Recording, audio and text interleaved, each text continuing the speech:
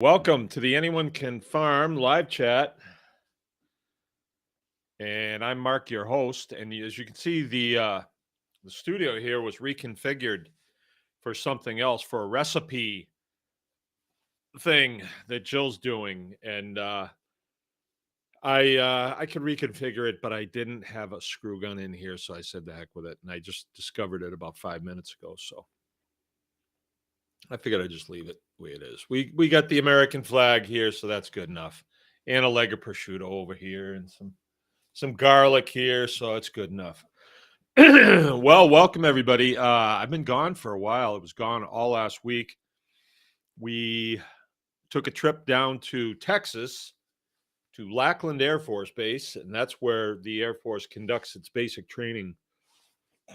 Excuse me. And my son Keith graduated from basic training, so it was pretty neat. It's the third one that I've been through. I went through my own, but it's slightly different perspective. And then my son Sam went through, and Jill and I went down for that, and now Keith has gone through. And it was pretty neat to go through. You know, we had a nice trip down. All right, Belva's with us, and Keith is with us. It's 2 days down for us to travel. I think it's 24, yeah, it's like 22 hours down. So we went 14 the first day, 14, 6, 7, 8, yeah, and 8 the second day. So I can drive 14 hours pretty easily. And then sometimes Jill takes over for me for about an hour, and I can get a little bit of sleep. But yeah, not bad. San Antonio is the city in Texas where we were staying, and we got an Airbnb house, and so we were just in somebody's neighborhood and staying in a house, and it was pretty nice house, probably better than the house that I live in, maybe a little bit, but mine's neater. But it had 3 bathrooms in it, so ours only has 1 bathroom in it. But it was okay, you know, it was all right. And it was just me, Jill, and Frank that went. The other kids stayed home to take care of the farm. So we had a good time. Nice trip. And on the way back, we stopped in Elford, Texas. That's where Crunchy Mama's farm is. And we got there about 4:30 in the afternoon. They were in the middle of a class, hog harvest class. And we got out and walked around a little bit. We've been there before. And then we came in about dinner time, and they were having pulled pork and some really nice coleslaw and some beans and stuff. And the people that were in the class, they didn't know who we were from Adam. And we sat down and we got to talking and had a nice conversation. And yeah, it was a good time. And then we stayed over there. So we had kind of a camp out.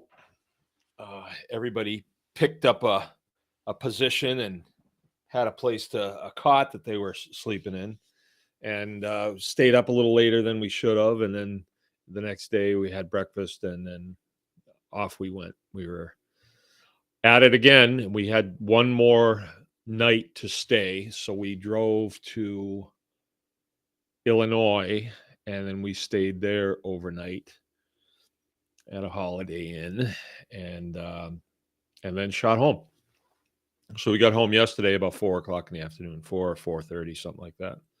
And I tell you what, it's good to be home. Gone a week and a day, down to a major population center. And for me, if I don't have to do it, I don't want to do it. And yeah, hey Andy, how you doing? Yeah, it's good to be back. Good to be back. It was, I got to tell you, it's nice to be on the base again. The first time I was back was for my son Sam's graduation, and I thought I don't want to go back on an Air Force base. But as soon as I got there, I was in the audience with a bunch of other parents, and they were me. And so we had conversations with people, and before you know it, it felt like I was with my own crowd. And then we went over to the shop at and got looked around and saw all these little GIs running around and stuff. It was fun. It was fun. So this time I was actually looking forward to being on the base. And then we went over to the parade ground and walked around the all the static airplanes and all that stuff. It's just kind of fun to do that. So, but I am glad to be back. And we have a topic tonight. Our topic tonight is, and I want to say hello to the Declaric Homestead. Missed the show last week. Glad you had a good trip, though. Thank you very much, Beth. I appreciate that. I did have a good trip. The subject for the night is Homestead partnerships and the power of the tribe. The power of the tribe. And tonight's sponsor is Tribe Plus.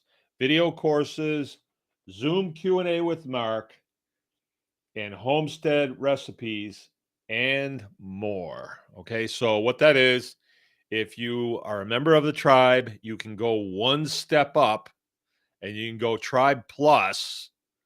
And that's a paywall, but it's something that we're utilizing to help grow this organization, ministry, whatever you want to call it. More and more, it seems like a ministry because it is kind of a way of life.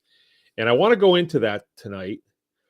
This subject was sent to me by one of the tribe members. Her name is Emily, and I asked her if she would like to do an interview, and it's kind of an interesting story. I don't want to let on too much, but she is the Emily who was accosted by the Department of Agriculture and her county health inspector when she posted a picture of a gallon of milk that she had gotten out of her very own cow that she saved up for and went through all the trouble. She wanted to milk a cow, and she posted a picture of a gallon of milk on her Facebook page. And then she got a visit from these parasitic sleaze bags. And I'm not going to tell you too much about that other than the tribe got involved. And there's a lot of people in the tribe. I'm not even sure how many people are in the tribe anymore. But the tribe are people just like us, just like you. Everyone on here is a tribe member. And, we don't always pull out our tomahawks at the drop of a hat. But when you have a group of people that are dedicated to a cause that are leaning forward and saying, hey, how can we help? The bureaucrat class does not want to deal with that, especially the mothers. Nobody likes to deal with mothers. No, no, no, no. And here's a young woman that is being jacked up by these two suit wearing, probably purple haired freaks from the Department of Agriculture, just because she's milked a cow. Don't they have anything better to do with our taxpayers' money? But if you're a 20-something-year-old woman and you've never had to deal with that, it's a little intimidating. I mean, I wouldn't be intimidated by it anymore. I'd actually have a little bit of fun with it. But if you've never been down that road, it can be intimidating. Of course, they pull in the driveway with the marked cars and flash the badges, and they're wearing suits, and they think they're really important. They think that they're saving the world. But I want to talk about that. Emily has said that she would come on and do an interview with me and tell that story. And I think it's a good story because it shows that she had somebody to go to. She was able to take it to the tribe and say, now what? What do I do? I don't know about this. Sort of like the same thing as if, uh, you've got your very first baby pig and you want to raise pigs, but you don't know anything about that. Well, you can turn to the tribe and say, does anybody know what my first step should be? And you're going to have a bunch of people singing out saying, oh, yeah, this is how we did it. This is how we did it. See, so the tribe is, I like to think of, remember in the movie Dances with Wolves? You got to look into the lives, and I know it's Hollywood, but you got to look into the lives of an Indian tribe. What kind of Indians were they? Anybody remember what kind of Indians they were? They were Plains Indians, though, so they were the ferocious ones. Um, I don't remember what kind of Indians they were. It doesn't really matter to this story, but you got to see the hierarchy within the tribe, and the older men, uh, they were concerned about the development of the younger men because the younger men had jobs to do. And I'm not all that savvy on Indian history, but I think the women did most of the hunting. I do. I think the women had more of a role in the Native American lifestyle as far as management goes than we do today. I think they assumed more of the patriarchal responsibilities as far as policy. I believe I've heard that's first from some pretty good sources. They didn't go to war, but they anyway. I think about the tribe that way. Where the older members have a responsibility to mentor the younger people, where in modern agriculture it seems like everybody is competing against each other and they don't share secrets. How stupid is that? How stupid is that? And I want to go into that. So the first part of this is homestead partnerships. Okay, so our topic again is homestead partnerships and the power of the tribe. Okay, so we don't live as a tribe. It's a little unfortunate that we don't, but the gaps in between our homesteads is closing for sure. Every time we add another person, the gap closes. It would be real nice if uh, we all live close together. I can think of a lot of people that are here that have been very uh, helpful and enthusiastic. And hey, Crunchy Mama Farms is here, by the way. Had a great time down you guys' place. Great time. Always love hanging out with the Kellys. Fun time. It would be a lot nice. It would be nice. I mean, we're gonna grow where we're planted, but it would be kind of cool if we lived together. But that's not the way it is. So we're just gonna take it the way it was given to us and do what we can with it. But as we add members to it, our circle gets smaller and smaller and smaller. All right. So the dots get connected in between our farms. All right. Hey, Sean, how you doing?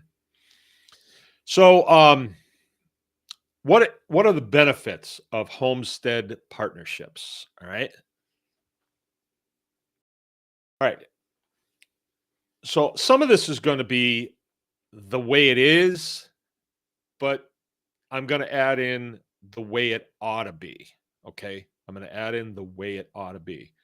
And a lot of this has been a learning process for me. I'm still learning, how to um, structure a tribe for maximum effect.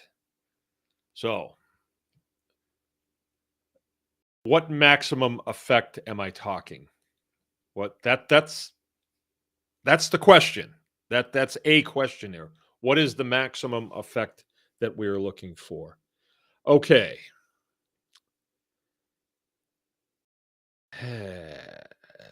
We all on our homesteads, we need to run a successful operation, which means we have to make profit. You have to make profit. Whenever I hear somebody, I even talked to a guy today wants to buy pigs, and I said, "Yeah, oh yeah, we've done really well with these Mangalitsa cross pigs, really well." And he says, "Well, I don't care about money." And I said, "Well, yeah, I mean, you got to make a living, you got to." And he says, "Well, I don't really care. I've never cared about money. I mean, I'm single. I don't have a wife, no kids, nothing, but I don't care about money." Uh, okay. But if he was in the tribe, I would have said, "You listen here, sonny boy.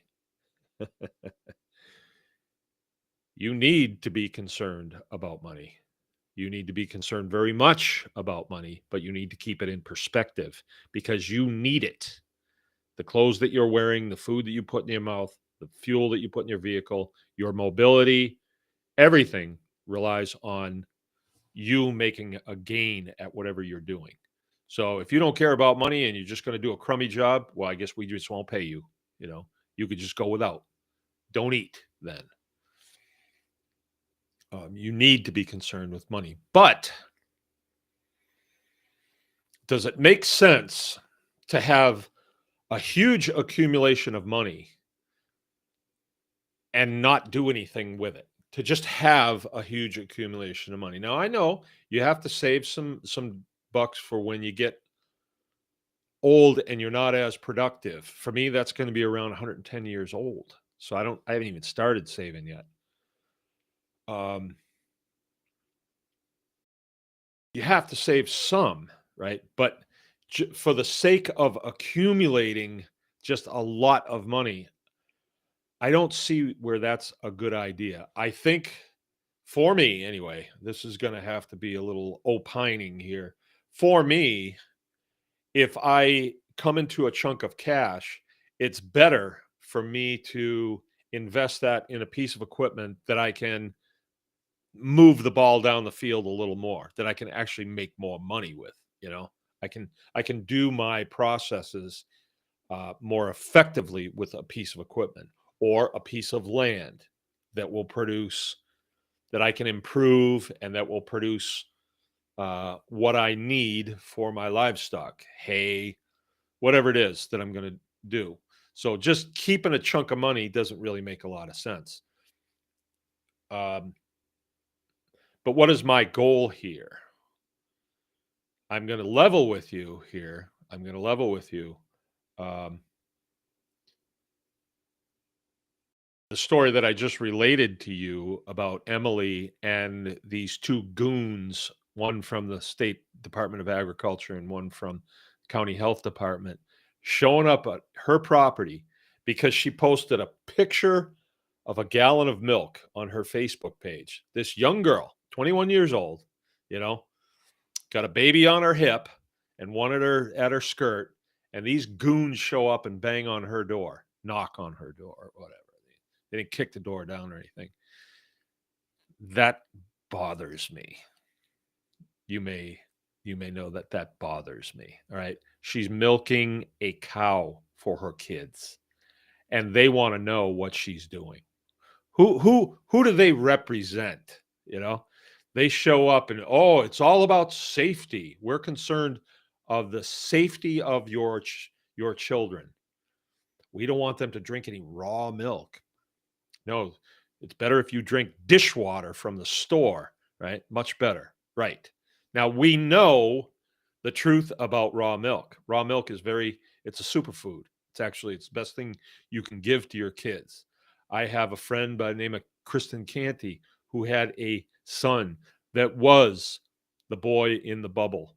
He was. They had tried everything and they had a lot of resources to try. Last thing they tried, $10 a gallon raw milk. And they live in Massachusetts where it's legal, right? It's legal everywhere, actually, unless it's controlled, and it's not. But, and it cured him. It cured him. He went to school on a full ride hockey scholarship. And for all I know, he's playing for the NHL right now. I don't know, but it cured him. So, um, Are they concerned with health? No, they're not. They're all about control. Well, why would anybody want to control the food, Mark? Is it making sense to you at this point, at this stage in the game? Is it kind of making sense? Oh, well, Mark, raw milk. I mean, you should trust the science on that. Oh, okay, we'll trust the science. Yeah, sure, we'll trust the science. Okay, so I have a problem with that, and my family also came under fire from those parasitic scumbags back in 2011, and so I know what it's like. It put lines on my wife's face. All right, not to mention what it did to me. Right, and they had no business doing what they're doing. So at that time, I had nobody to turn to understand what my rights were as far as farming, except, oh, the professionals. So you talk to the lawyers, and it's like they speak a different language, and it's not constitution. They talked around in circles, and they were best buds with the lawyer from the other side, and had a back channel to the judge, and we were the last to know about things, but we paid them a lot of money, a whole lot of money.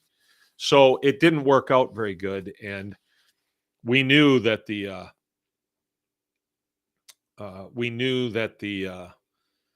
whole thing was kind of rigged against us. But as we walked through the process, went through the court system, saw the vulnerabilities of the parasite class, i.e., the Department of Agriculture, Department of Natural Resources, all the other Department of Attorney General, very, very parasitic group of people, not dedicated to their cause, by the way. They're very mercenary in nature. You know, if they lose the case, they still get paid. They don't care. They're not working very hard at it. If they trounce another American, they're scumbags. They don't care about the oath that they took to the Constitution. They don't care about that. They're scum. They're actual scum.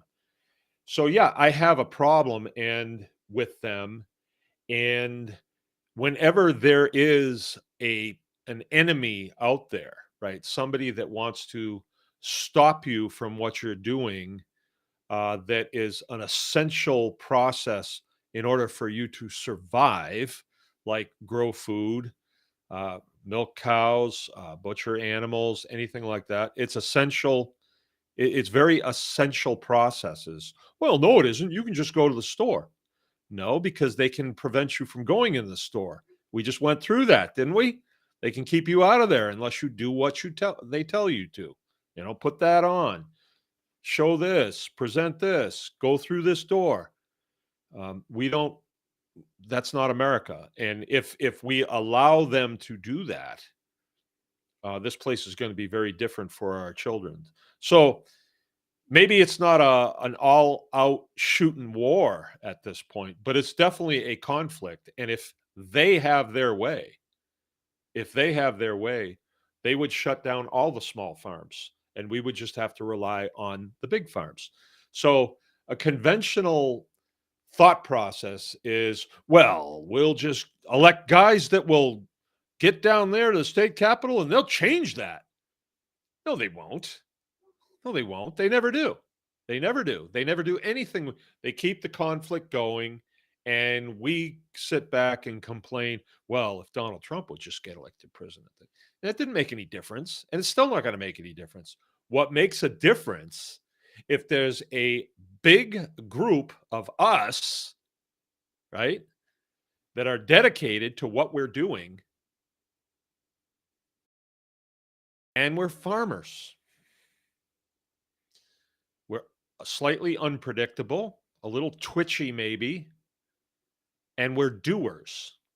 This parasite class we're talking about that, works 5 days a week, gets paid way too much, and really can't do anything. They're not good for anything. I don't even know if they can wipe their own windshields. They don't quite know what to do with us, right? They expect us to just jump when we're told to jump because they present a little ID card or they're driving a state car, a car that they don't even pay for the fuel for, right? And we we want to be responsible and compliant to the law as American citizens. I want you to be. I want to be a lawful American, but that is lawful.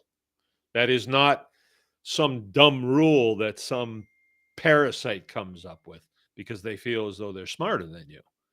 You don't want to have to comply with that. So in this case, in the Emily case, she called uh, some members of the tribe, and it was forwarded to me. And we got together and talked about what we're going to do. And basically, what we were going to do is we were going to assemble at their property and witness the whole thing and videotape them and force them to play their hand, right? What they like to do is to intimidate people so they'll just comply to kind of make them go away, But you don't want to ever comply with them unless it's they're pointing out to you that hey, there's a law here that you have to, you know. I am not a lawbreaker. I am not a lawbreaker. If something is law, oh well, we're a representative republic, and we are governed by consent. If something has made it to the place where it is law, well, I have consented to that because my representatives are the ones that, see that process through and get it signed into law. I'm not saying, well, you can do human sacrifice so long as it's private property. No, you can't. You can't. That violates somebody's constitutional rights if you're sacrificing their life. Okay, so but on the other hand, they are under no obligation to be straight with you. So what they do is they get you into a licensing agreement, right? A contract, and they lead you to believe that without that contract, you can't actually do this legally, right? They lead you to believe that. But we have to understand uh, a process like milking a cow. It's not up for discussion whether it's legal or not. At this point in American history, somebody would have brought it to the floor of representatives like we need to have a law against milking cows. Only, the illegal aliens can milk them at the big CAFO facilities. That's the only way. That's never happened and it never will happen. I mean, it's sort of like making a law against tomatoes or a law against artichokes or something like that. It's really dumb. But we Americans, we've actually been bombarded our entire lives with half truths and truth and myth. You know, spells and incantations. Milk's illegal. I bet you. Oh, we got White Dog Farm with us. Okay, PFA or faith-based ministries. Huh. I bet you right now, if one of you would participate with me on a little experiment,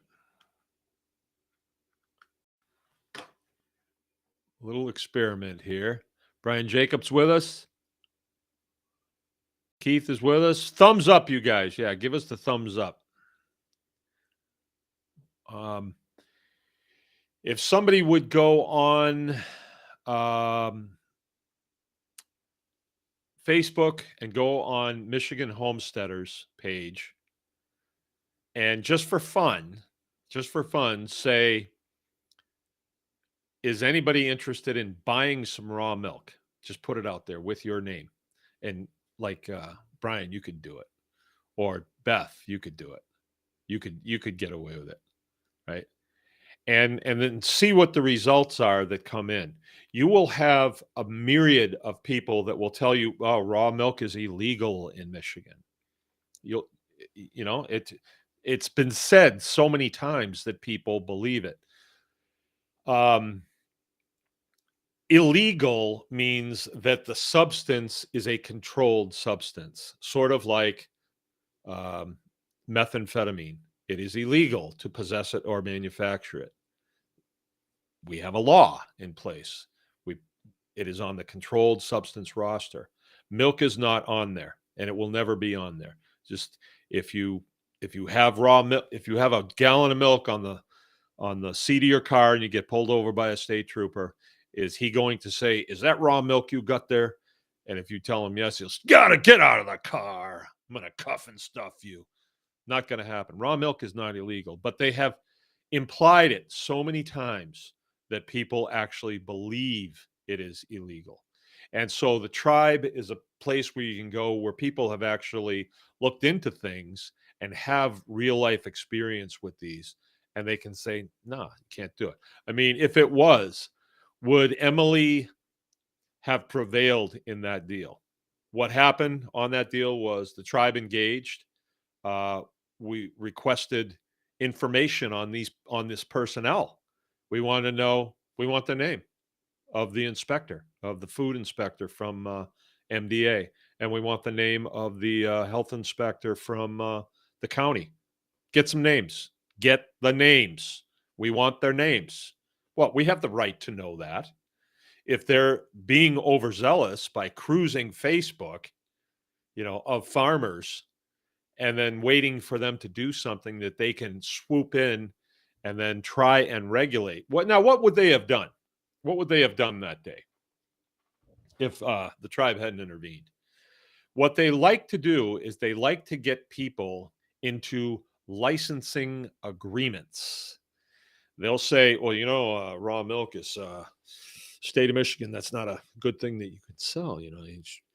And if you don't ask the right questions, you come away thinking that it's illegal, right? But if you say to them, "Oh, illegal? You mean against the law? Like I could go to jail for this?" "Oh, yes," they say. "Okay, produce it. Show me." Right? Show me an MCL, right? A Michigan codified law. They're not going to be able to, right? So, but what they want you to do is get into a licensing agreement.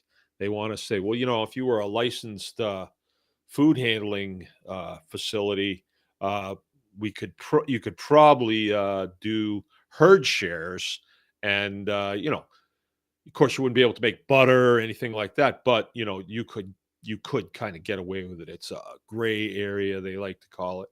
No, either it's illegal or you get the hell off.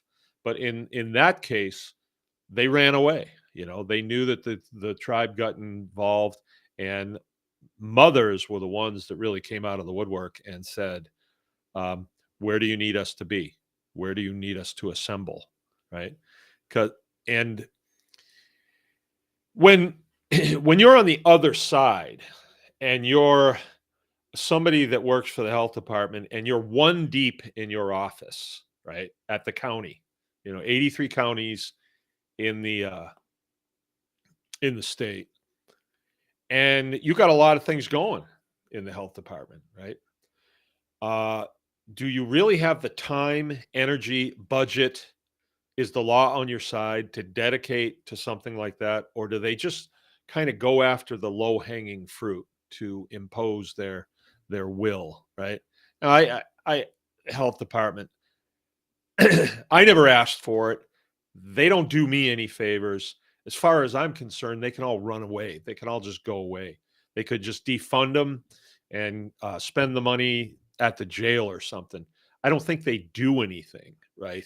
Oh, they ensure the safety of the food. No, the restaurants do that because if the food is unsafe, people don't go there, right? Let me ask you a question.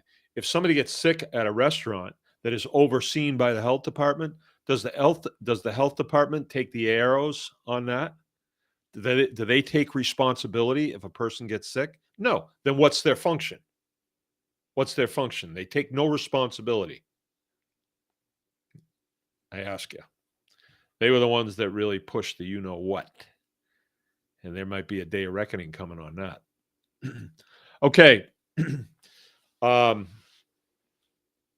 when the tribe engaged, that was it. They did not want to lock horns with about 30 angry mothers. And so they just whoop, they just went away. They just went away. And we can cite many things like that, that are similar to that. Some issues with townships, some issues with overzealous people that work for townships. Um, Sometimes we give really good advice, but the people are not uh, courageous enough to hit the press to test button. They feel like they're going to get in trouble. You know, I think at this point, I would hope that the tribes people would toughen up a little bit and think about what is getting in trouble. You know, you're an adult. There's nobody at the county level that can put you in detention, keep you after school, give you a PM. They can't hit you with a ruler across the knuckles. If you break the law, they can put you in jail. But there's not much that goes on a farm. There shouldn't be anything going on your homestead that is illegal. I mean, truly illegal. Like if you're manufacturing methamphetamines and I come and visit your farm, I will grab you by the neck and I will dial 911 with the other hand, right? Uh, Law breaking is not okay. It's not okay. We as Connies or constitutionalists, oath takers, we're very serious about the constitutional freedoms of our fellow Americans. We're very serious about that. And if you're out there and you say that you're going to manufacture, deadly drugs, where's that going to go? It's going to go to the high school. I got people there. I got people. No, you're not going to do that. And it's kind of unfortunate that our sheriffs are tough on some things, but then other things they kind of look the other way. It's kind of unfortunate. I'm not going to go into that now. I think my sheriff listens to my stream. uh okay. So homestead partnerships. Homestead partnerships. Okay, let me give you a couple examples of homestead partnerships and how they are beneficial. Uh, some partnerships that I'm in, how they're beneficial to me and beneficial to the other person. So there's 2 or 3 farms around here. I'm a good scrounger, so I do some scrounging on the side, and I get resources, and we can use those resources for feeding pigs, feeding chickens, all that stuff. And I'm doing the scrounging for it, right? I pay little or nothing, but I'm scrounging more than I need. Scrounging more than I need. So then, when another farm comes along, another homestead, I say, "Hey, you need some of this? You need some of this stuff?" "Oh yeah, oh yeah, I do." They say, "What do you want for it?" I say, "I can't take money from you, for this, but tighten me up some other way." So then, one of the farms I do business with, I'm running short of pigs and they have some that I need, they give me a pretty good deal on it, right? And so we kind of keep that going, right? And it's a nice setup. Um, we provide butchering. We have a butcher shop. A lot of farms don't have butcher shops, so we're able to help out other homesteads with butchering, and then they help us out somehow. I'm not. I can't think of how they've helped us out. Oh yeah, yeah, with mechanical work. This guy has done mechanical work for me. Um, and things like that. I mean, but you have to foster those. Those don't happen automatically, and they take a lot of thought and communication, right? Because um,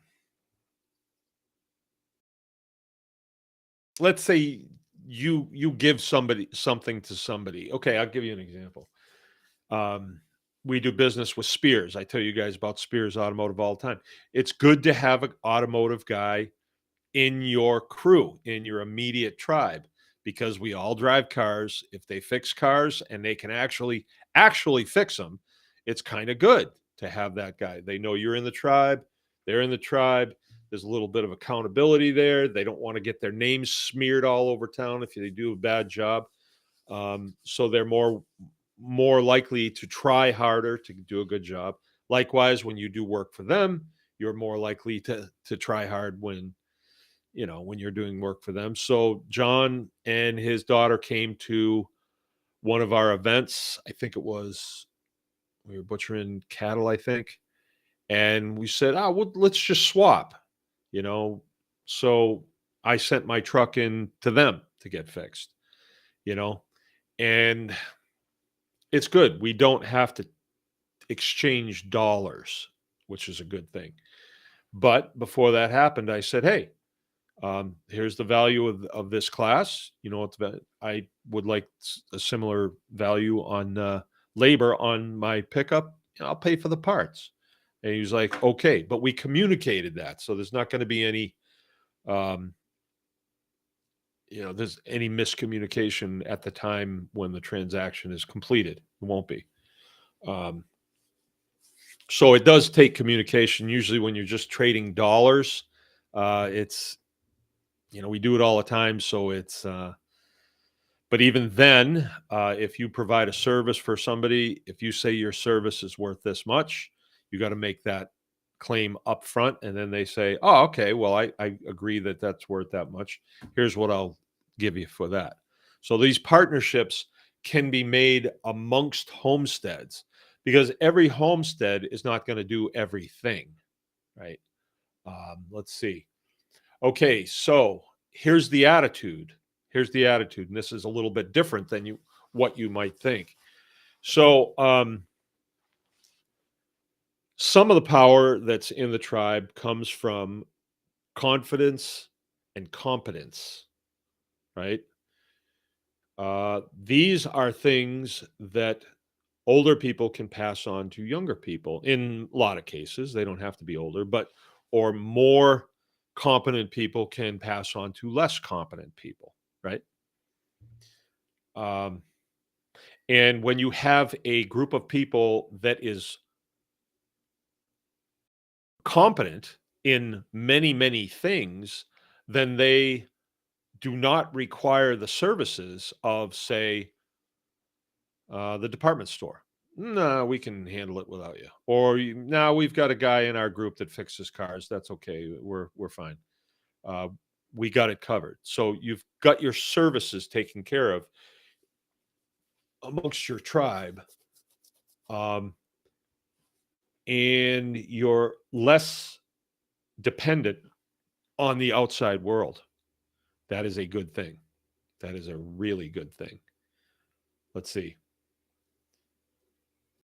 Um, okay, so we decided quite a long time ago, and this is before tribe days, um, decided that we were going to do formal training. And to be perfectly honest with you, at first, the reasons were not the greatest reasons. I actually was opining about how bothered I was by people calling me on my phone and just wanting to talk about this, that, and the other thing, having to do with farming.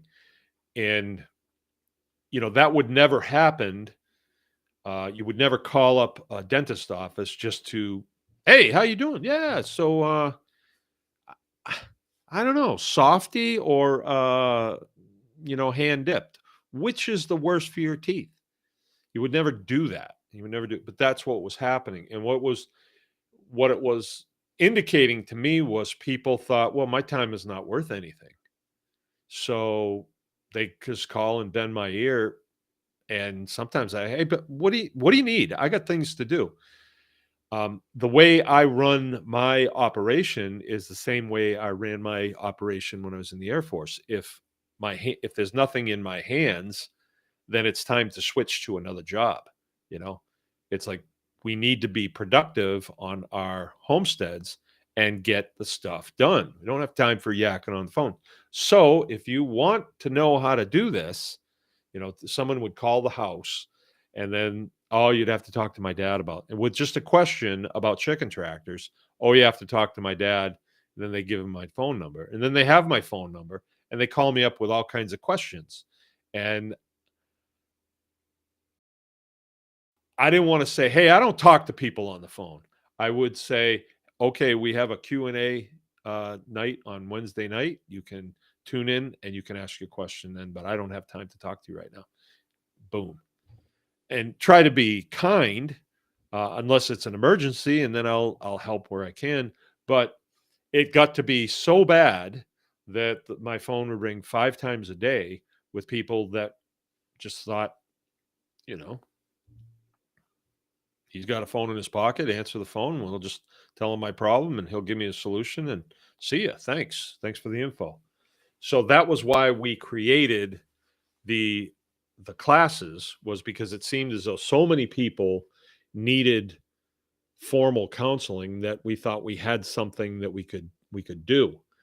And that's where it all began. And then as it progressed, then we added more classes and more classes, more classes. Okay. So then we started to see, oh, there's no way that we can cover all the information that needs to be out there.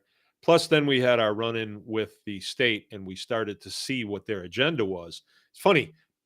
Pre COVID, if I told you that their agenda was to centralize food production so that they could eventually use it as a weapon against you, if I had told you that 5 years ago, you'd say, you're dreaming. They would never do that. You need a tinfoil hat. That's a conspiracy theory. Sound like a conspiracy theory now, does it? No, it doesn't. You know that they would do that. And I knew back then that they would do it because I know a bunch of other stuff that they've done. And that's what they do. That's what they do.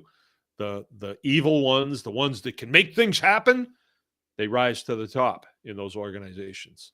And they want results. And that's what keeps them moving up in those organizations. And you've heard the story, nice guys finish last. In those organizations, I'm afraid it's true. I'm afraid it's true, because if you stop to respect the constitutional rights of the people that you're serving, you don't get much done, right? And that's really the way government is designed. You guys got something that you can get done, but do it, and that's it. But what these regulators have come to represent is, in this case, like corporate agriculture. They run defense for corporate ag to own everything and centralize food. Corporate ag is sort of they're going along with it because it's money for them. They're business people. But the ones really pulling the strings, they're building up for an ultimate use of food as a weapon against the people. Yeah, you'd think I was crazy if I said that 5 years ago. Now you don't think so, do you? All right. So we started the Anyone Can Farm program, and the Anyone Can Farm program, the name for that, you may remember, came from one of the court cases that I was involved in Sheboygan, Michigan, where the number 2 veterinarian for the state claimed on the stand that in front of a jury and a judge and God and country, that farming was only for the experts. And of course, us guys that have gone to the university and then work through the ranks of the Department of Agriculture all the way up to the top, of course, we're the experts. And they were the ones that were telling the judge that, oh no, you can't raise pigs outside behind wire fences. No, it doesn't work. In order to keep pigs in, the fence would have to be able to keep water in. That's exactly what they said. Got a nice chuckle out of the judge because the guy didn't seem too believable. So in any type of ambush like that, and the ambush was, if this guy was believable, the ambush would have been, oh no, this is not for amateurs like these guys raising pigs. That's an ambush. In an ambush like that, when there's a breach in the firing you run directly at the the firing. You run right into it. So we said that no, anyone can farm. We even named our business after the foolish thing that jerk said on the stand. No, only professionals can farm, and we say no, anyone can farm. Anyone. And we've proven that over and over and over. And so if we approach this as though it is a war, and it is, I think, if they get their way, if they had gotten their way in the pig struggle, this wouldn't be hanging here. This pig was killed after that. They wanted all pigs off the landscape. They wanted every pig in the state of Michigan to be under roof, and they said it on the stand. Every pig. Why? Because they could go feral. They could escape. They could escape. So we have to everybody has to dispossess their their property because we could have a problem, right? So what precedence would that have set if somebody hadn't put their foot down and said no? And then shortly after that they say, "Well, you better." And then we said, "Or what? We'll do this, then do it. I dare you." You know? And it took guts because you kind of look at your adversary in their suits and I wonder what these guys got. I wonder what they can actually do. But come to find out, they're all mercenaries. They're only working there because they couldn't get a job anyplace else. None of them get out of college and say, "I want to get me a job with the Department of Agriculture. I want to work with all the blue hairs and the gender dysphoria type people." No, none of them wanted to do that. They couldn't get in on anything else. So they go to work there and they all have sort of a chip on their shoulder. So they want to be in charge. I got a college degree. Hey, I got one of them too. So I'm smarter than you. Uh, and that's what you're dealing with them. So they're not all that sharp, most of them, and all of them are parasites. They don't produce anything. Yeah, I got no time for them, as you can. I think we would be a lot better off without them and the U.S. Department of Agriculture. We'd be a lot better off without them. When did we, the people, say we need these guys? I mean, they say that they're providing food safety all over the place, but anytime you hear of a foodborne illness outbreak, it's always in these big facilities that these guys are running herd on. It's never in the small facilities like this. Anyway, we dedicated some of our time to training people how to do these things. Imagine if 10 years ago we'd said, well, we'll do our own, but you guys, you're on your own. Where would we have been during the Wu flu? I really, really, this is a victory, and we really need to embrace this because shortly before the Wu flu, there's quite a few people on this feed right now that came and took a class. And then when the Wu flu hit, they had pigs that they could process because a lot of the processors were closed down. So some of those people benefited greatly from learning how to do this. And then you want to talk about homestead partnerships. There are several people on this feed right now. They know who they are. Most of you probably know who they are too. And they've answered the call. They understand this principle that it can't be just a few people that know how to butcher pigs.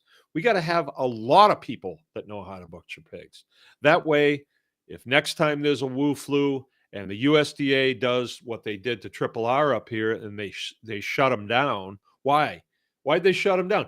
Because their inspector came down with the Wu flu. Of course, he didn't have any symptomatics. He was what you called asymptomatic, which was perfectly healthy, but his test results came back as, you got the Wu flu, buddy. We're going to have to shut down this meat processing plant.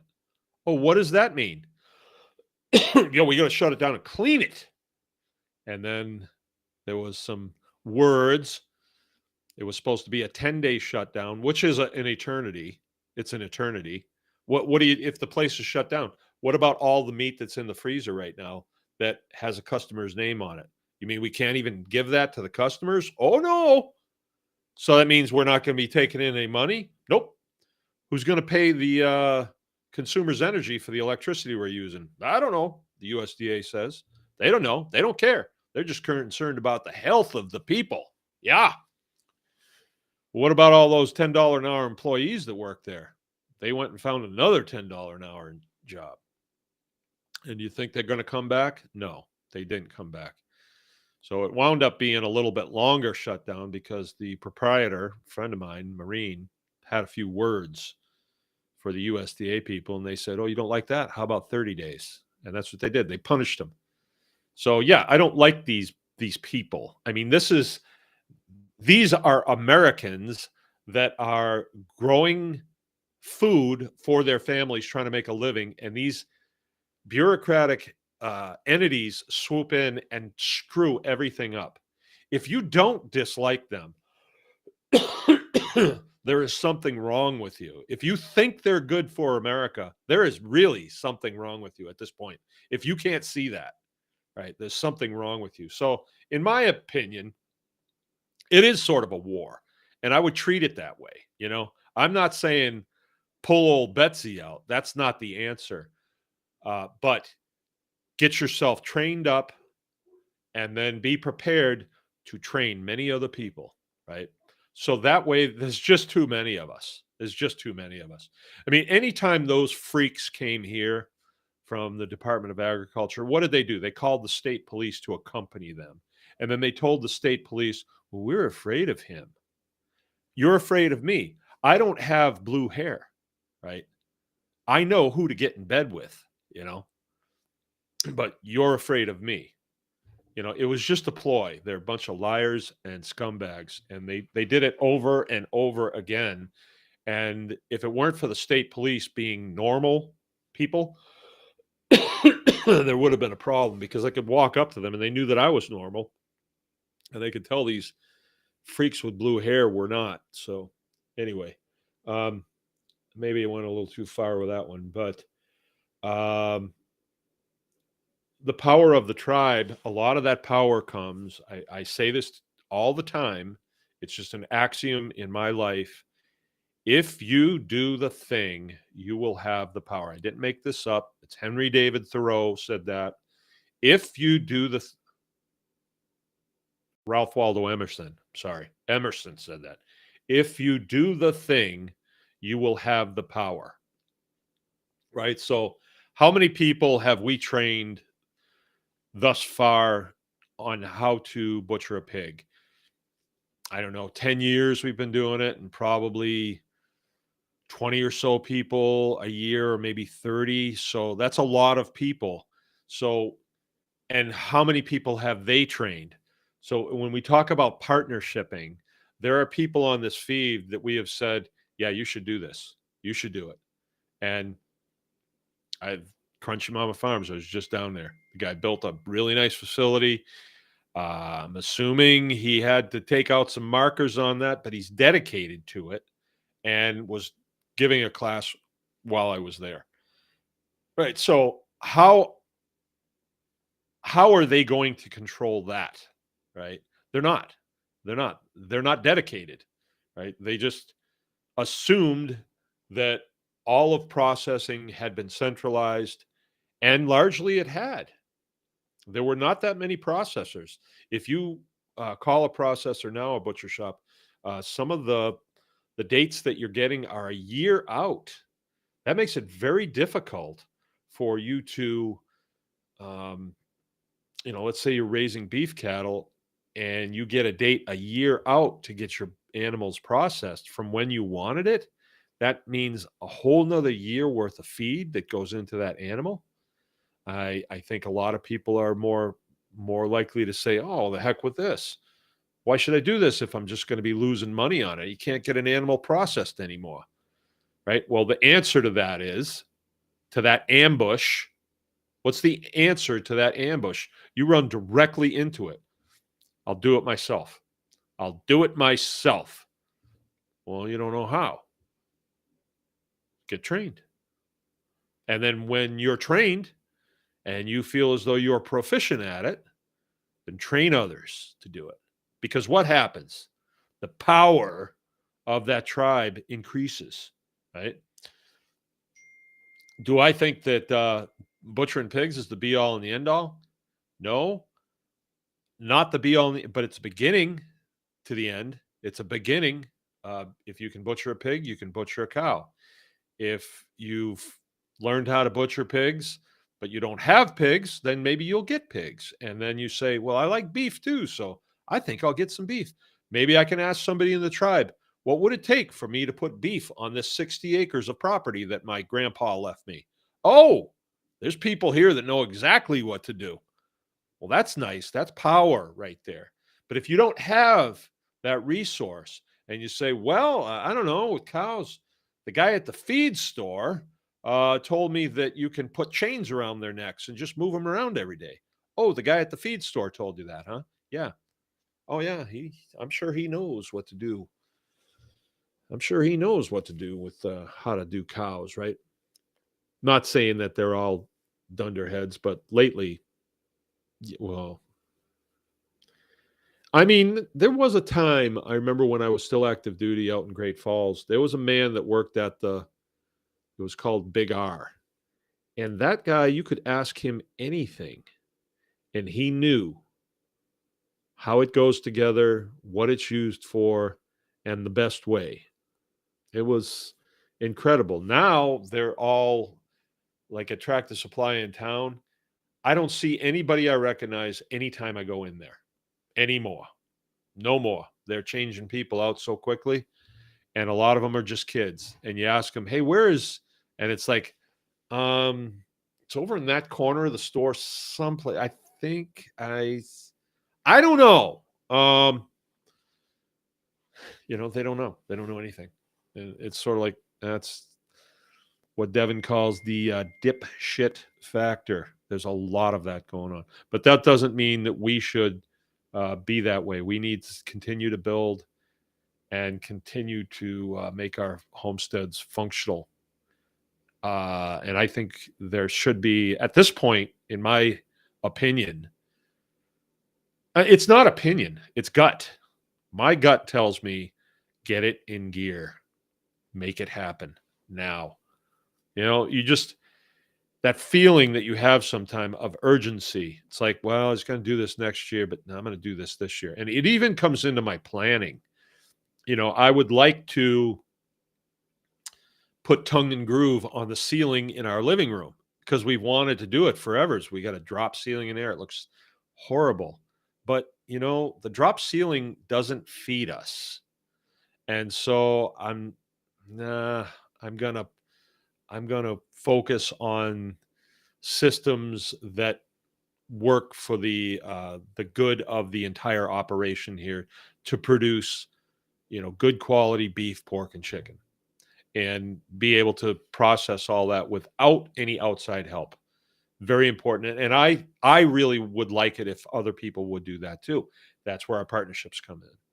I've got several partners in this tribe in the local area that have done exactly that. They have built butchering facilities or sculleries and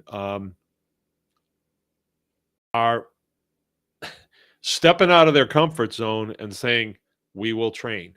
Are we totally trained ourselves? Not quite, but good enough, and we will train. And they don't have a beef with these organizations. They're kind of doing it because I asked them to. And I appreciate that. And not that there's not a financial gain in it. There certainly is. I mean, there's a thing called fair trade. Okay, you don't know how to butcher a pig. You don't. And I do. Why? Because I went and took a class and then I've worked at it several times. Well, if I show you that, you need to compensate me for it to ease the pain of my investment that I've already made. That makes sense. You should be willing to do that. Or go to some guy, that will just, yeah, you can come over and help me. But you want somebody that's doing it, being professional about it to teach you the ins and outs of the process, and possibly even be there for you when you have a question later on. Possibly. I'm not saying that I'm always there for people, because I just can't answer my phone calls. 3 times today. 3 times I had people call, and I was like, what do you need? And while I was gone too, I was out in Texas getting phone calls. And I don't like to be tough about it, but sometimes. All right. Some of the points that I wrote down here, and then I'm going to go through. If you guys have input, I want to see it, and I'll comment on it. Okay. But some of the points that I wrote down: life is hard, no matter what. No matter what, life is hard, and it's harder if you're going through it alone. So the tribe provides a community of people, and there's all kinds of good things that come out of that community. First of all, you're in with a group of people who you respect, because they're doing what you're doing. So you kind of put your best foot forward all the time. You try to keep it in line and be courteous and kind and all that stuff. That's just the way it is when you're working with a tribe or a group of people that have a similar interest to you. You're not going to treat them the same way you would the fast food worker, that's getting your Arby's for you, right? And by the same token, they may say, hey, and this happened to me too, hey, I got a good deal on some red Mangalitsa pigs. Do you need one?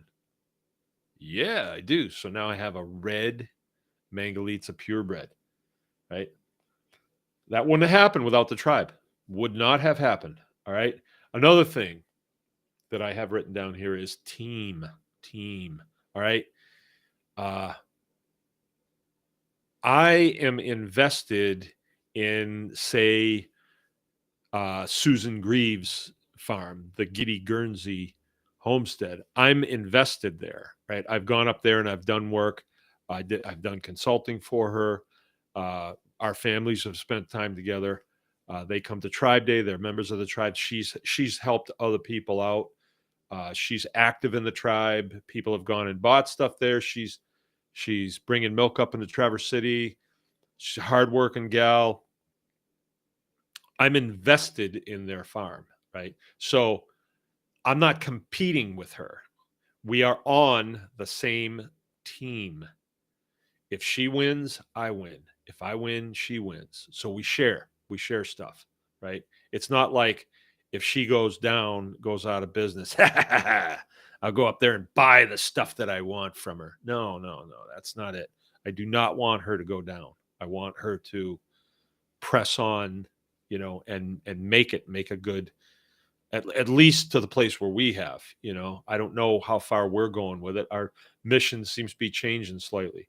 All right. So team, always remember team. Okay. I've written down some of my partners here. One guy is a carpenter. Susan is one of our farm partners.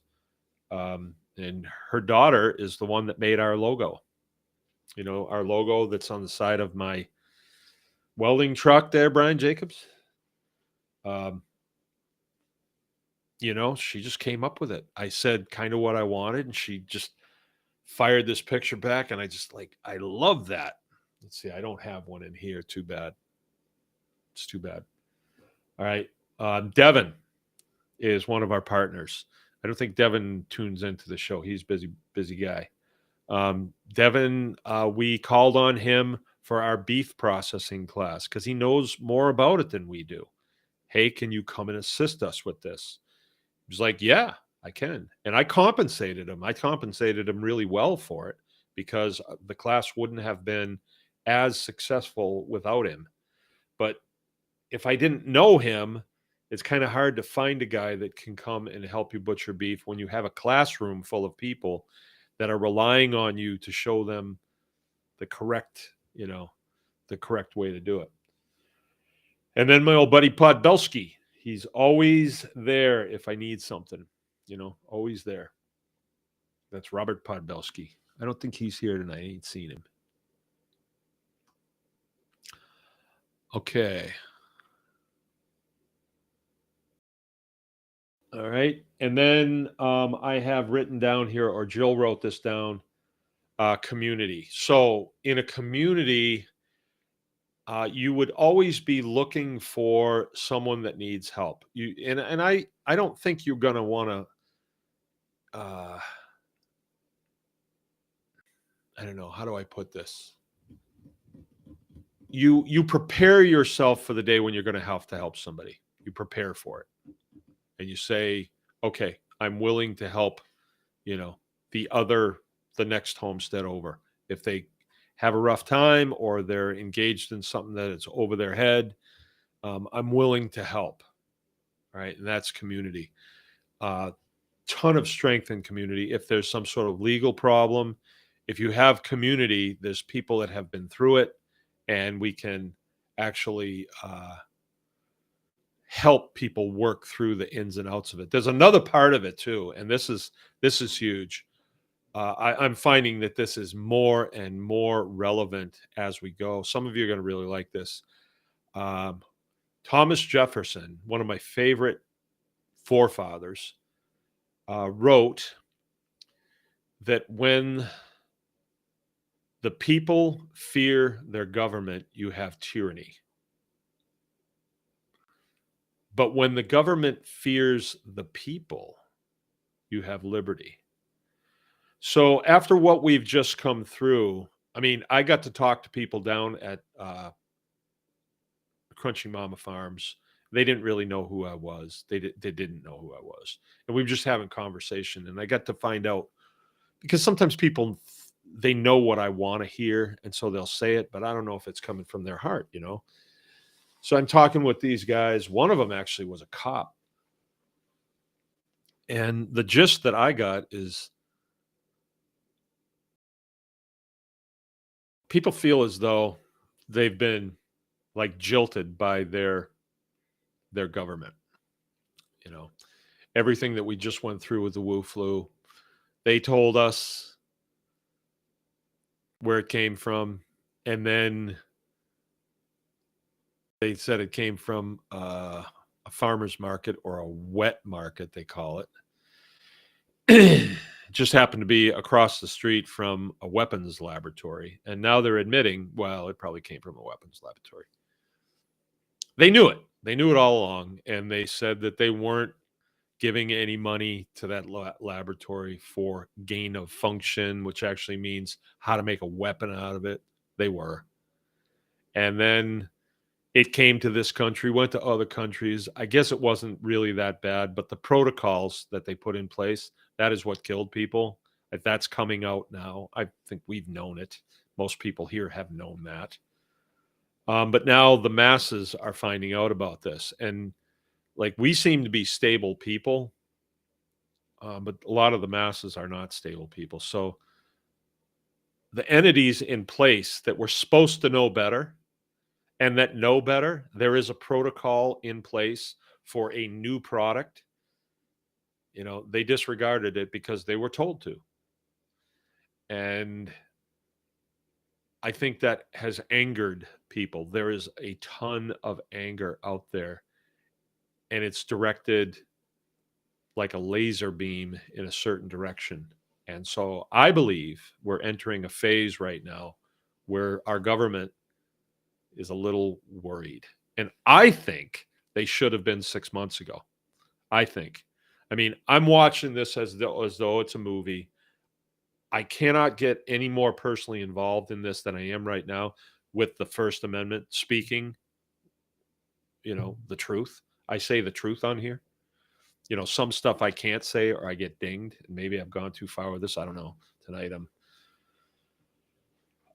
but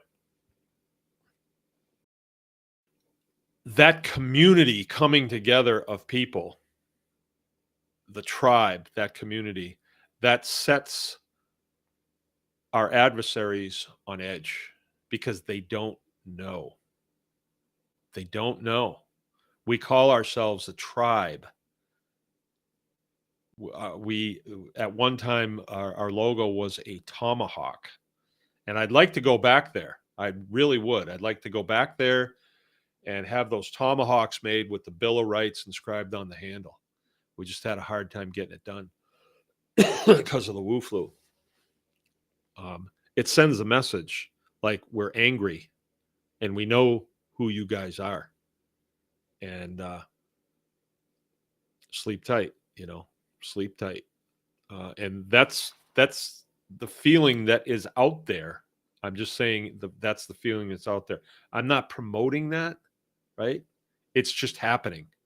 You know, I think I would have liked to have promoted that about 4 years ago. When my family was under the gun from those three organizations, the DNR, Department of Agriculture, and Department of Attorney General. They were coming down on me. They wanted to put me in jail. They wanted to take my children away, and they wanted to fine me $700,000. Right. So they were down on me. Right. And I would have loved it at that time if the population just rose up and went and found every last one of them, and dragged them out into the street. I would have loved that at the time. Didn't happen because most people didn't understand it the way I did, and that's because the scumbag parasite, they're sleazy and they do things in such a certain way with the aid of the media to make me look like a nutcase, and they were really the ones that were out to lunch. I mean, they well, I won't go into that now, but this community of confident, confident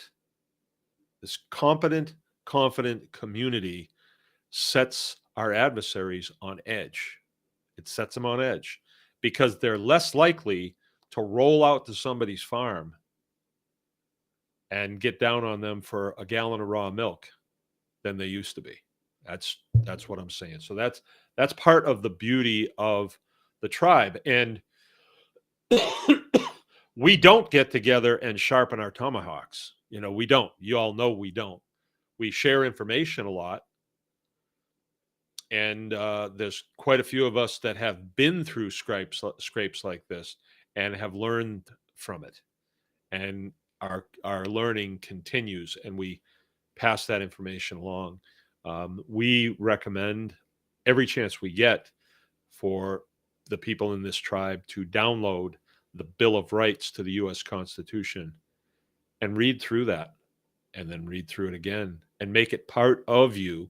So everything that you hear coming from this parasite class, you can say, well, that doesn't really apply because I have the right here to my free process, to my process, whatever.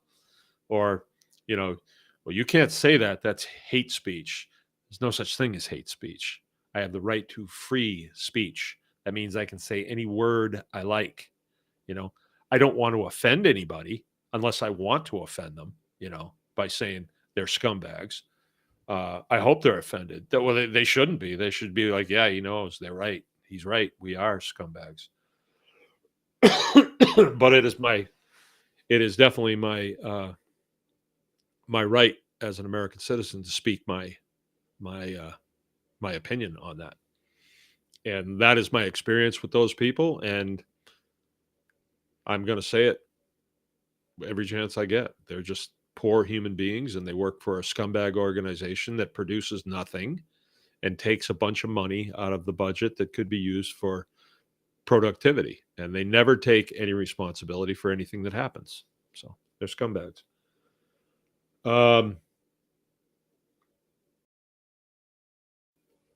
Yeah, the Constitution is without that, we don't have this country. And I hear it all the time especially on some truther type patriot channels. You will hear people say, oh, the Constitution, it's just about dead. Yeah, it's just about dead. No, that's not true. If the Constitution was just about dead, I wouldn't even have the opportunity to make a video like this and all the other videos that I make, because it goes against much more powerful entities than me. But they can't stop me, right? They have to get pretty rough to stop me. Same thing. If there was no Second Amendment, I wouldn't even have a 22 rifle. What's the purpose of this militant left now wanting to disarm Americans? What are you worried about? What do you care about if we have arms? They're just for hunting, right? Okay, let me read some of these things. Okay, Sean Wise is with us. Okay. Through like-minded friends, I've borrowed tractor attachments I don't have yet. Right. Yeah, so we can share resources. All right. Learned about gardening in the location, things that would have taken years. Mrs. Gump, you can check with Mrs. Gump down there. Yeah, that's right. When I got here, there's a lot of things that you need to know how to do around here. And it seems like a lot of the small farms, they were kind of competing with each other. They didn't want to share information, but it has changed somewhat. Uh, and then Andy says trading excess products for sure. Been ordered materials that were another's junk that fit what I needed. Okay. White Dog Farm says, I don't have that problem, a huge abundance of money. I think money is a concept that you need to study, actually, because money is actually very abundant in the United States. It really is. If you're I was listening to a kid the other day complaining about how much debt he was in. He said, "Well, I'm in debt $40,000 or 60." Well, what is it? 40 or 60? Well, I don't know. It's credit card debt. I don't know. So, yeah, they got one over on you because you should know that. Uh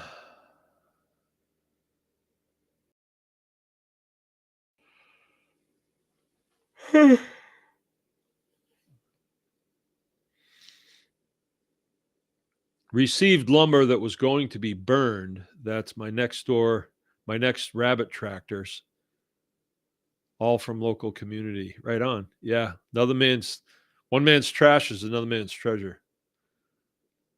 And Andy says they're breaking the law by trespassing by coming to Emily's door. Actually, no. Well, you know how when the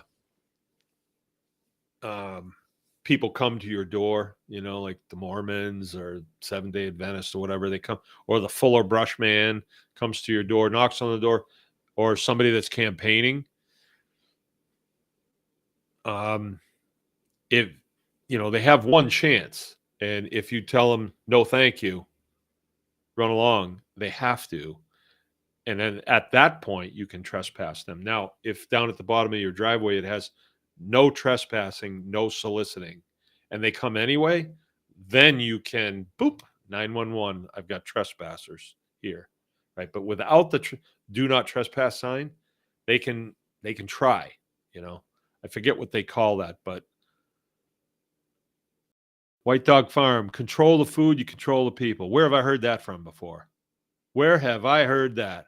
I think it's from George Soros. You know what? I was listening to Owen Benjamin today, and he brought something up. He likes to take the devil's advocate side, and he says he was talking about people he calls gamma males, and I don't want to go into it too much, but he says, darn right, I'm all for the New World Order. Take them away. And I think there's some truth to what he's saying in some respects. It dawned on me. Um, we listen to people telling us about the New World Order, about George Soros, about 15-minute cities, about this, that, and the other, smart cities, 5G, all this stuff, as if it's actually going to happen, right? They are kind of tipping their hand to us, and it's almost like we work in that direction. They're lighting the path, and then we work in that direction. I will never live in a 15-minute city unless I am forced into a 15-minute city. And unlike people in Nazi Germany that were forced into those, I am as well armed as they are, right? And that's the essence of our lifestyle here is we are armed. You know, if you want to put me in a cattle car, you have to disarm me first. And guess what? You're never going to disarm me. You know, and most Americans feel the same way. You get disarmed, if the people that disarm you, then they own you. They own you. So never become disarmed. And I don't really know a whole lot of law enforcement people, but the ones that I do know, they're like, no, we would not want a disarmed public. We would not want that. Okay. So Brian is saying, good morning. What do you mean, good morning? Oh, you've been boiling sap again, ain't you? White Dog is saying, operate in the private capacity. Well, I always do. PFA or faith based ministries. I don't know what that means.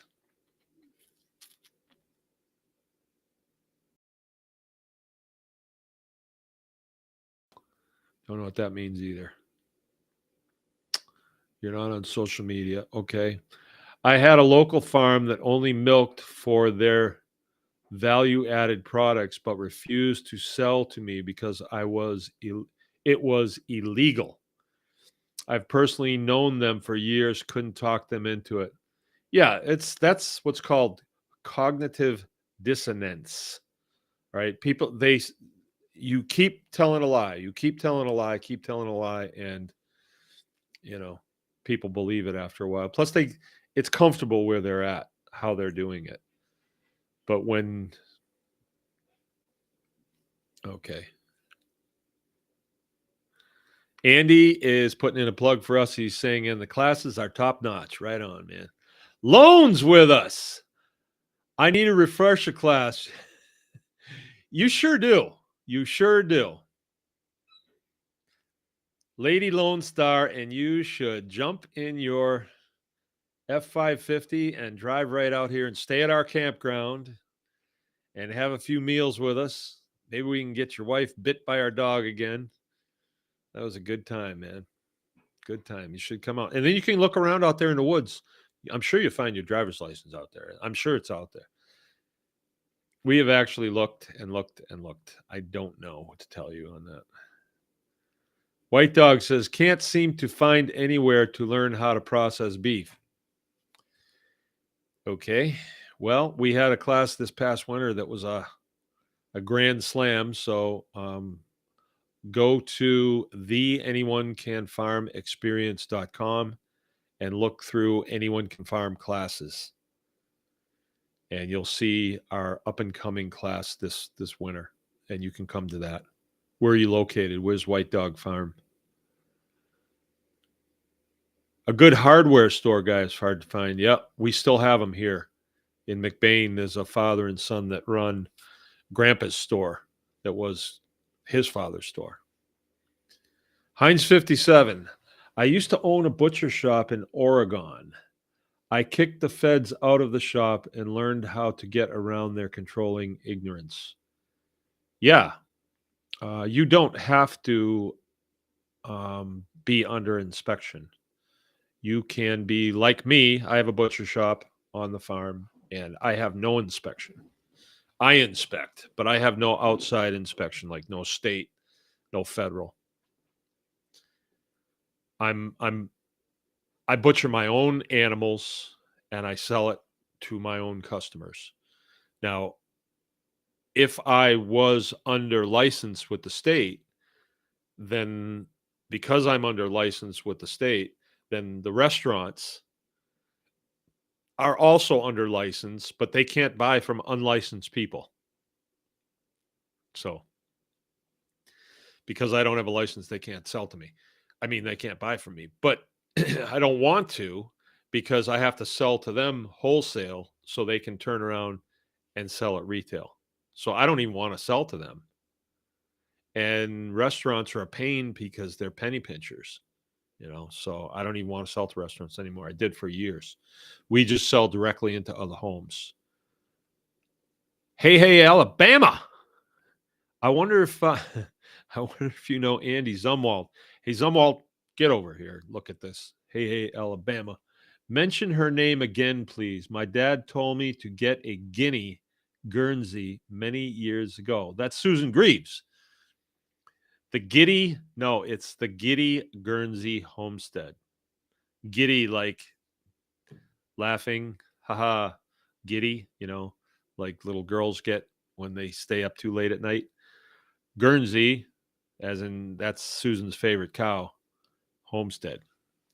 Blistic Mystic, people who help people are happy people. That sounds like a song that I used to hear. People who need people are the luckiest people in the world. No, it's people who help people. Okay. The Ghost is with us. They did the same with the Freeman on the Land movement up here. Yeah.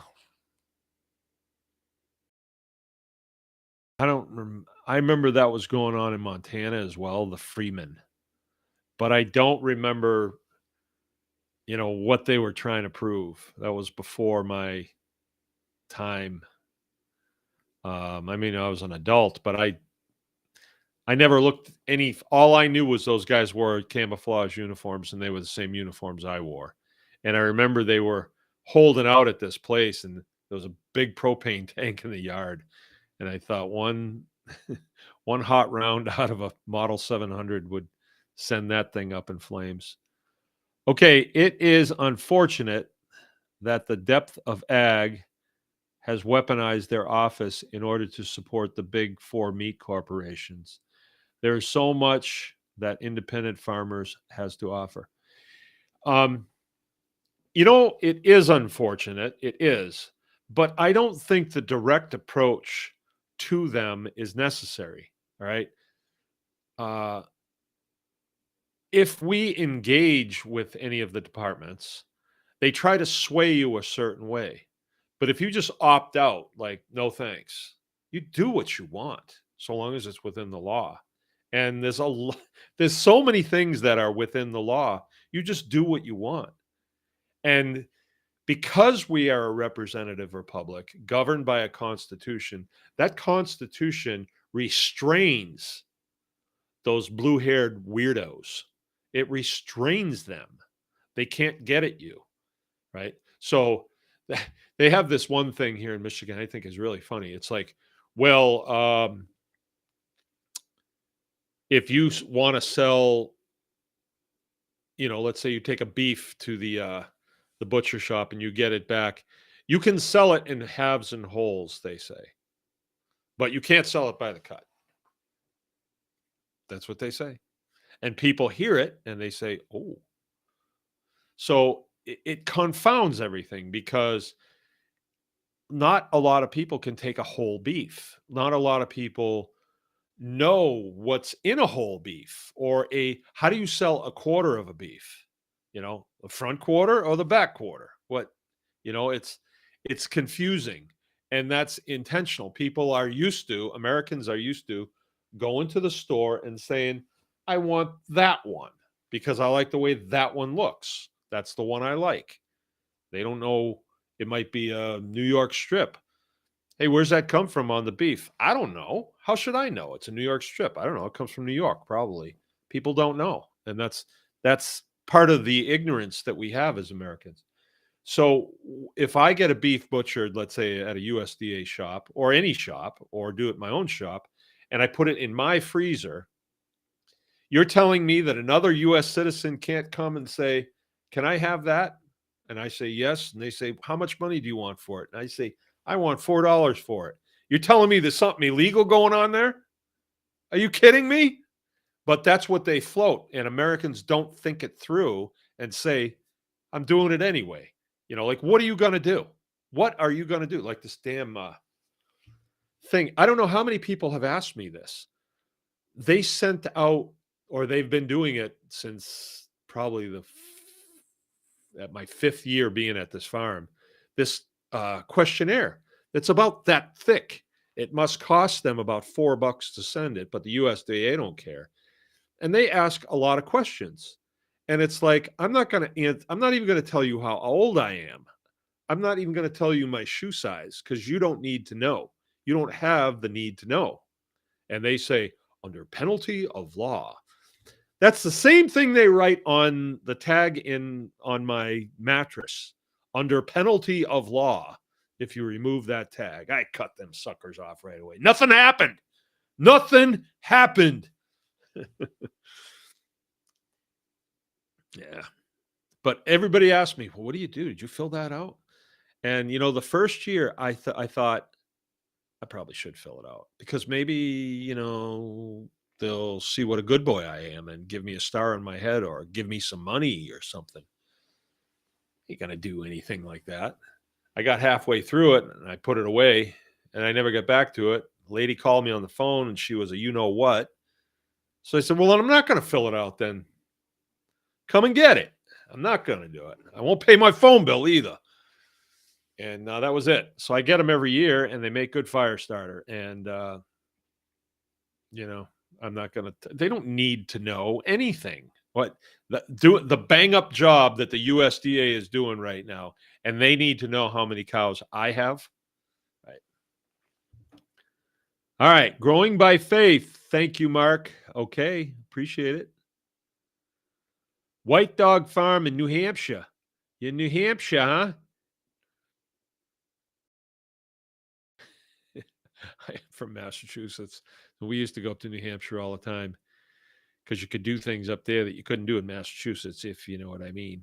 And one time, drinking age back then was 18. I'm going to be telling you guys, I shouldn't tell you this. And I went into the store to get some beer, and the proprietor says, "Are you 18?" And I said, "I'm 21. Don't I look it?" And he says, "You look borderline to me." I said, "Borderline? You look borderline to me." And people up in New Hampshire, they got some weird accents, Not like in Maine. Oh, wicked good Maine. I was stationed up there. And then you'd go down by the seacoast, out by Buck's Pot, over in Sears Pot. Them down easters. Go Bama. All right. The ghost says it was different than the Montana Freeman. No guns, not militant. The government branded everyone as nuts or paper terrorists. You can't even be peaceful with them. Your government is off the rails. And that guy that you got in charge, the prime minister, somebody needs to slap him. Oh, man, that guy is disgusting. It's just disgusting. The things that you hear coming out of Canada are terrible. You need to emigrate, man. Come on down to Michigan. Growing by faith. I agree with you, Mark, that opting out of working with Agra is the better way to go. It certainly is. And the more of us that opt out of it, and I know that you'll understand this, the system that was imposed on us is the Babylonian system, and we need to just come out of her. Just come out of Babylon. And there's freedom outside of Babylon, right? And then that system, let it flounder. I mean, industrial ag around here it's on wobbly legs, right? I'm not saying it's on its last leg, but you have big farms here that are closing down, and we never know why. I mean, they have really nice buildings and the guys all drive nice trucks and stuff, a lot of land, but then all of a sudden they're closed. We never know why. But if it looks like they're doing really good, but obviously they don't own much of it. So as Owen has said before, Owen Benjamin, you guys know I listen to Owen Benjamin, very controversial, but he says some good stuff.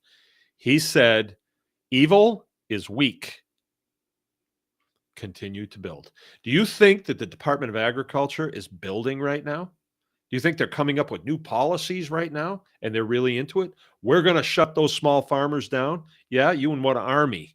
I don't think the state police want nothing to do with you anymore, right? Just to be used as hired guns to come and intimidate people. That's not how the police like to be seen. I got news for you. That's not how they like to be seen. And that's not how we should be seeing them.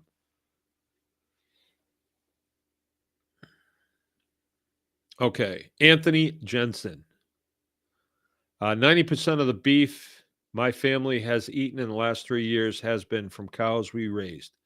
We didn't butcher them ourselves. We had them processed at a local facility. Well, good for you. Very good for you. That's the way to go. You're in control. But what you need to learn is how to butcher them yourselves, because then you have one less moving part in that whole thing. So I assume you own the land that they're eating the grass off of. Maybe not, but that's a good thing too. And then you can, you know, take care of them as a family yourself, and you'll save $1,000, $1,200 too. Grown by faith. I totally agree with you, Mark. We need to think this through. We don't need to work along ag. The under the penalty of law is hogwash. And don't get me started. That survey. Yeah. Yeah. See, I would even expound on that, growing by faith. Going to these lunatics and saying to them, hey, you guys need to change the way you're doing things. It's not being quite fair on us. They turn away from you and they say, what a sucker, right? You can't reason with them. They will, if it were not for the Constitution, they would have taken it much, much further.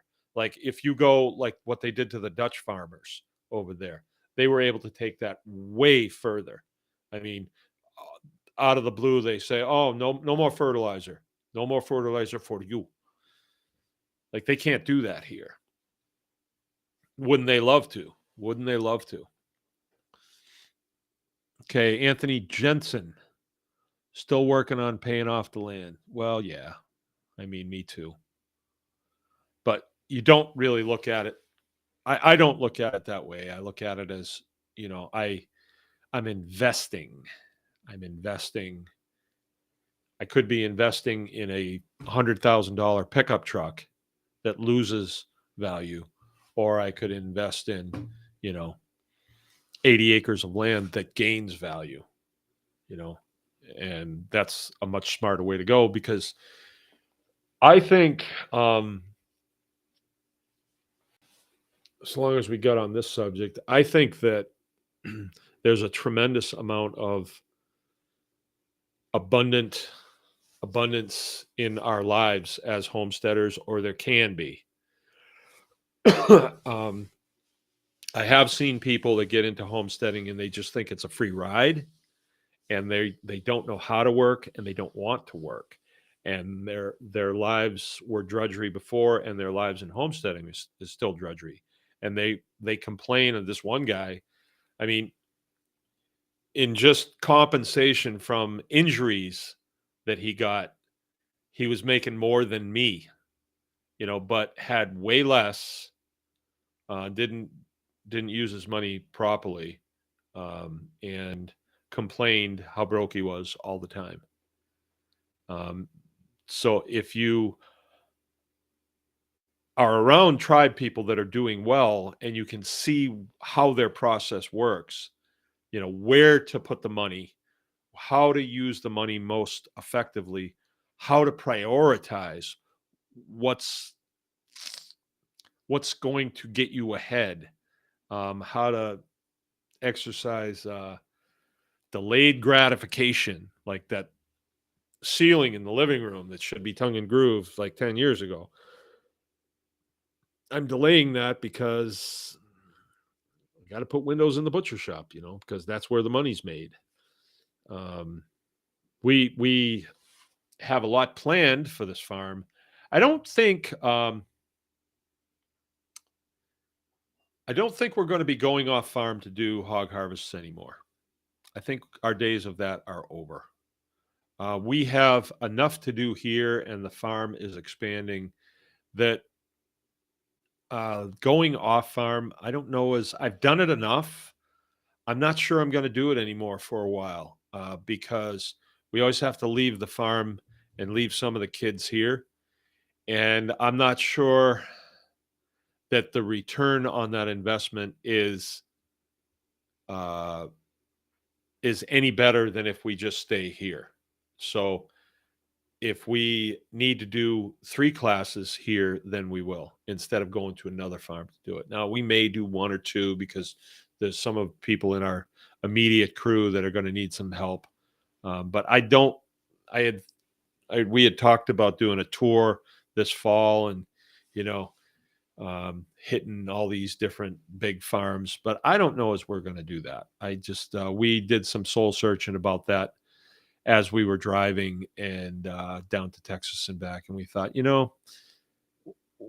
when we leave like that and we leave the farm in the hands of the other kids, and me and mom go, it's a lot of stress on the kids, and I'm not.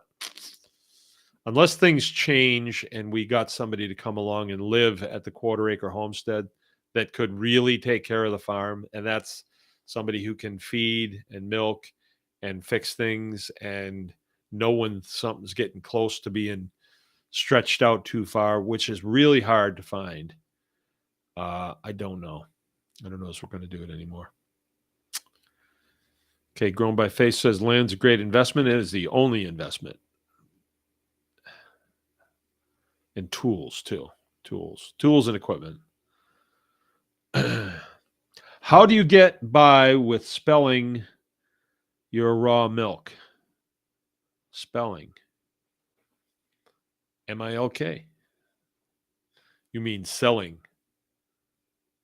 I just sell it. I just say raw milk for sale.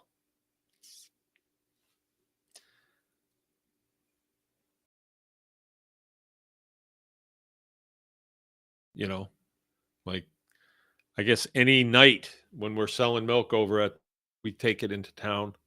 Uh, you Some people come to the farm and we have a refrigerator that's outside so they can just swing in, swoop in, grab their milk, drop off their empties and go.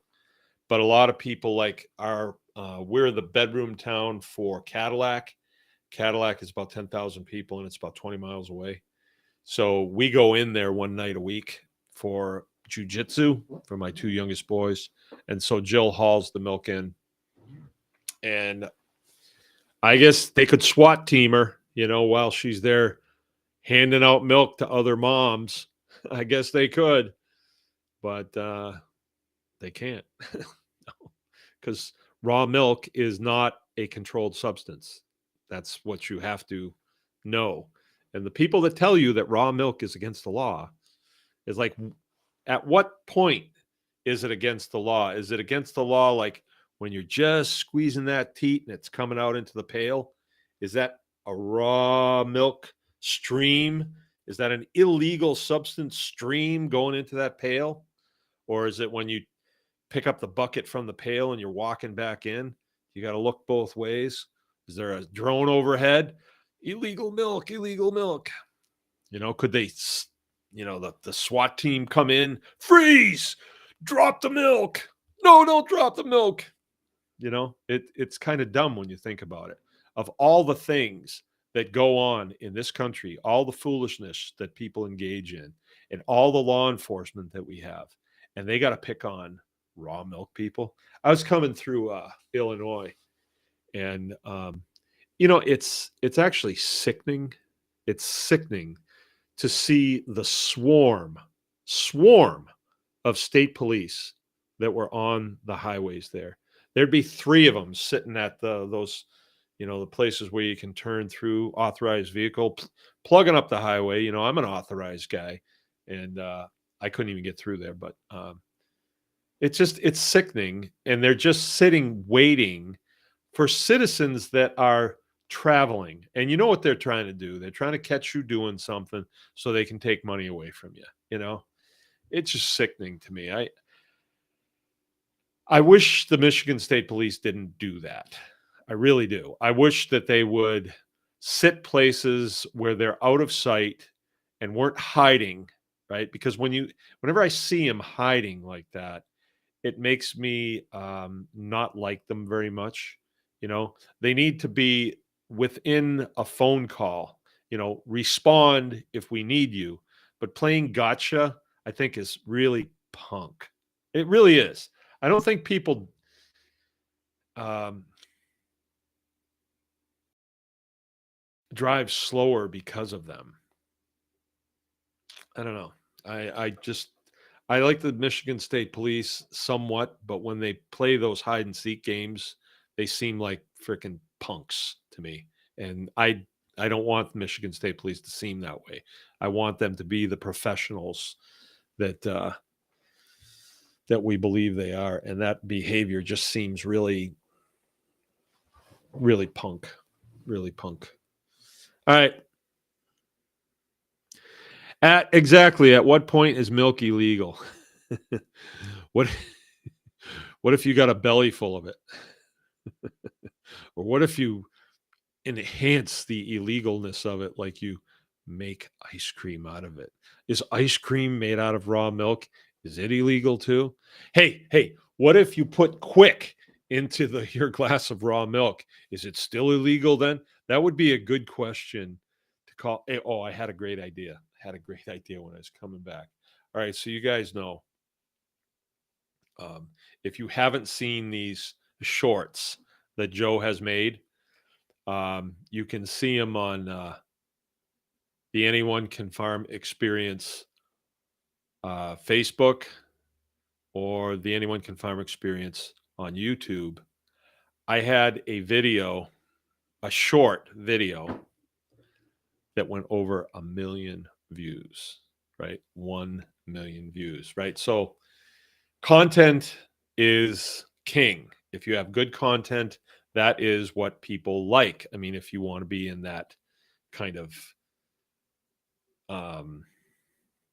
if you want to participate in that, which, we've chosen to. Joe's a videographer, so we're going to participate in that.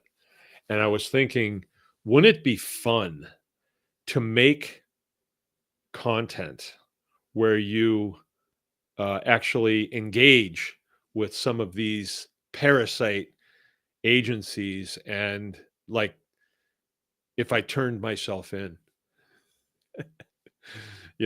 turn myself in, just like Jesse Smollett, right? And I'd have like a coat on, and I'd have bottles of milk, raw milk inside it, and then just show up at their office in Traverse City and walk in and say, I give up. I give up. I can't handle the pressure anymore. I give myself up. Put the cuffs on me. I got raw milk on me now. I've been drinking it all morning. Yeah, I got some in my car. I've been hiding it all over the house. I need to go to prison for the raw milk, and just make a video of that and just see what they do. Just turn yourself in. I think it'd be great. But I'm actually thinking about doing it because I think it would be funny, but would actually bring awareness, because it is unbelievable how many people believe that raw milk is, like the state police are going to come and dump your milk out like it was, white lightning or whatever. Okay, well, I'm having too much fun. I missed something here that Lone Star said. Are those illegal structures still standing next door? I assume yes. Nope. For the camera, I will say a no.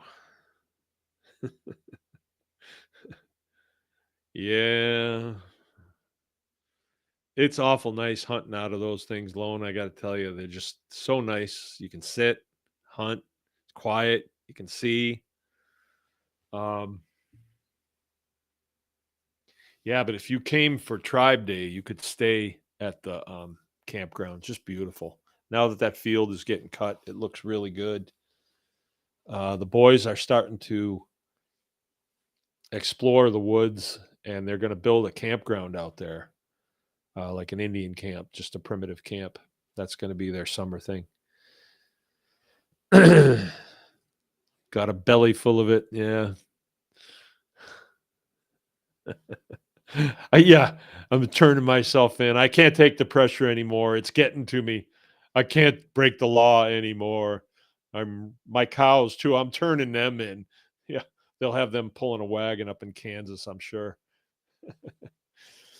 All right, I got to go. Having too much fun tonight.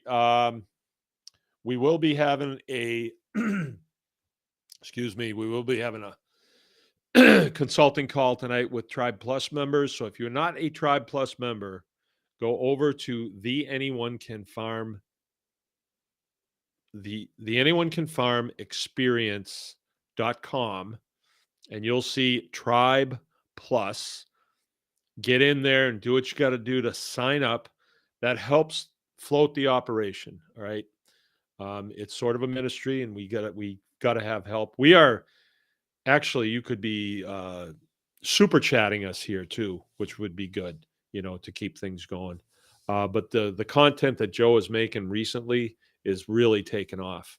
Our subscribers on the Anyone Can Farm experience went over 10,000, I think Friday or Saturday, right? So we're at 10,200 right now, and it's climbing steady.